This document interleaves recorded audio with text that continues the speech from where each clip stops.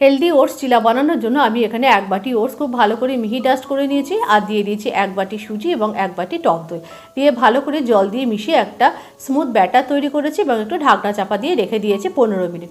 15 minute বাদে আমি এর মধ্যে একে একে টমেটো কুচি, গাজর, ক্যাপসিকাম, একটু পেঁয়াজ, একটু কাঁচা লঙ্কা, নুন এবং হলুদ দিয়ে খুব ভালো করে মিশিয়ে নিয়েছি, একটু বাঁধাকপিও দিয়ে দিয়েছি। নিয়ে একটু অল্প জল দিয়ে একটুখানি ব্যাটারটাকে একটুখানি পাতলা করে নিয়েছি। যারা ওয়েট লস জার্নিতে আছেন তাদের জন্য কিন্তু এই চিলা খুব উপকারী। ব্যাটারটাকে আরেকটু স্মুথ করার জন্য এর মধ্যে একটু জল দিয়ে দিয়েছি, আর দিয়ে দিয়েছি অল্প একটু অরিগানো। এদিকে একটা ডিপ বানিয়ে নিয়েছি পুদিনা পাতা, ধনে পাতা, টক দই, একটু কাঁচা লঙ্কা, লেবু রস আর অল্প একটু লবণ দিয়ে।